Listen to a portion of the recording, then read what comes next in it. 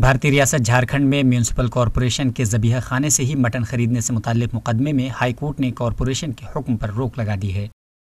हम इसका स्वागत करते हैं और सबसे अच्छी बात है कि वो गरीबों के पक्ष में ये फैसला दिया गया है।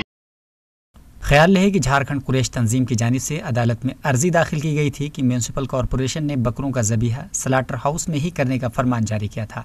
अर्जी गुजारों का मजीद कहना था कि म्यूनिसिपल कॉरपोरेशन के इस फरमान से रांची के सैकड़ों दुकानदार मुतासिर होंगे। इसके अलावा आम लोगों को भी मटन यानी बकरे का गोश्त हासिल करने में परेशानी होगी।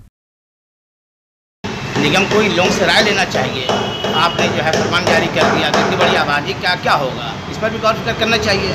अलग अलग कहाँ से लोग लेके जाएंगे और काटेंगे और फिर यहाँ बेचेंगे, ये नामुमकिन है।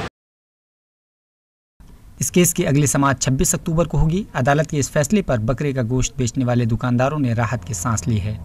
दुकानदारों के मुताबिक स्लाटर हाउस से मटन लाकर दुकानों पर फरोख्त करना एक चैलेंज भरा काम है। इसके अलावा गोश्त की कीमतों में भी नुमायां तौर पर इजाफा हो जाएगा। ऐसे में म्यूनिसिपल कॉरपोरेशन का फरमान काफ़ी मज़ाक़खेज़ है।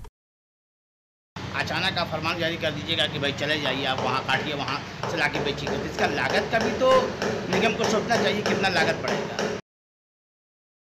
गौरतलब है कि रांची में मटन की दुकानों की तादाद 400 से भी ज़ायद है। ऐसे में म्यूनिसिपल कॉरपोरेशन को दुकानदारों के साथ मीटिंग के बाद ही किसी तरह का कदम उठाना चाहिए था। ताहम ऐसा न करने की सूरत में तमाम पहलुओं पर गौर नहीं किया जा सका, जिसकी वजह से हाई कोर्ट ने बलदिया के फैसले पर रोक लगाया है। रांची से ETV भारत के लिए नौशाद अख्तर की रिपोर्ट।